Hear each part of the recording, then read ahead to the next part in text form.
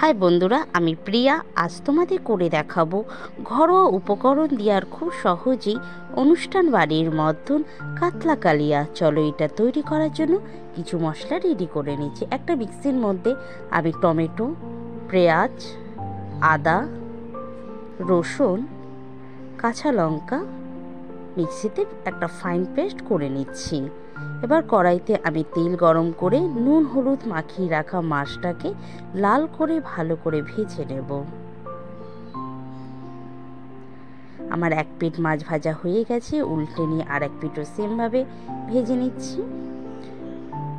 মাছ আমার ভাজা কমপ্লিট, তুলে নিয়ে সেই তেলের মধ্যে আমি কিছু ফোড়ন দিয়ে দেবো তেজপাতা, শুকনো লঙ্কা, সামান্য একটু জিরে, আর দিয়ে দেবো গোটা গরম মশলা।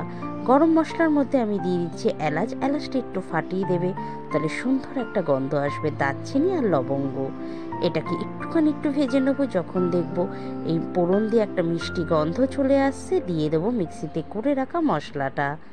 একটু মিক্সিটা ধুয়ে জল দিয়ে দিলাম। এবার এটাকে 5 থেকে 7 মিনিট ভালো করে আমি কষিয়ে নেব। প্রথমে আমি 2 মিনিটের মতন ভালো করে কষিয়ে নেব। যখন দেখবো একটা হালকা কষানো হয়ে যাচ্ছে, এবার আমি এর ভেতরে কিছু মশলা অ্যাড করব।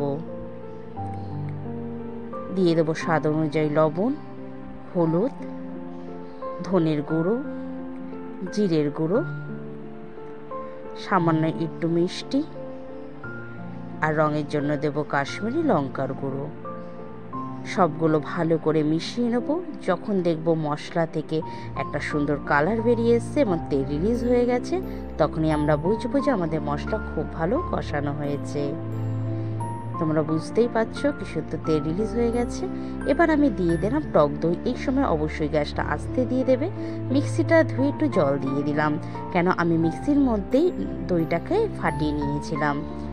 সবসময় একটু মিক্সির মধ্যে দইটা ফাটিয়ে নেবে, তাহলে দেখবে ফেটে যাওয়ার ভয়টা থাকে না। দইটা দেওয়ার পরেও দেখো কত সুন্দর একটা কালার চলে এসছে। আমাদের মশলা খুব ভালো কষানো হয়েছে। এবার আমি প্রয়োজন মতন জল দিয়ে দিলাম। এখানে আমি বেশি জল ব্যবহার করব না, কারণ আমরা মাছের কালিয়া করছি, সেই কারণে একটু সামান্য ফুটে ওঠার মতন দিলেই হবে। এবার আমি ভেজে রাখা মাছগুলো দিয়ে দিলাম। যখন দেখব একটু হালকা ফুটে উঠেছে, এবার আমি ঢাকা দিয়ে রাখছি 5 থেকে 6 মিনিটের মতন। গ্যাস আস্তে দেওয়ার দরকার নেই। আমার 5 মিনিট হয়ে গেছে, দেখো ঝোলটা কতটা টেনে গেছে, একটা গ্রেভি টাইপ চলে এসেছে। তোমরা সকলেই বুঝতে পারছো।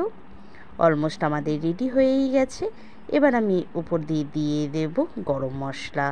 গরম মশলাটা দিয়েও হালকা একটু নেড়ে ছেড়ে নেব, যেন মাছটা ভেঙে না যায় সেই বুঝে নিয়ে নেবো। আর নামানোর আগে দিয়ে দেবো কেশরি মেথিটা একটু ড্রাই রোস্ট করে নিয়েছি। এবার মাছটাকে একটু হালকা করে উল্টে পাল্টে আমরা এটা পরিবেশন করে ফেলবো। খুব সহজ পদ্ধতি, ঘরোয়া উপকরণ দিয়ে হয়ে যায় রেসিপিটা। তোমরা বাড়িতে অবশ্যই ট্রাই করবে, আমাকে জানাবে কেমন হয়েছে। Thank you so much.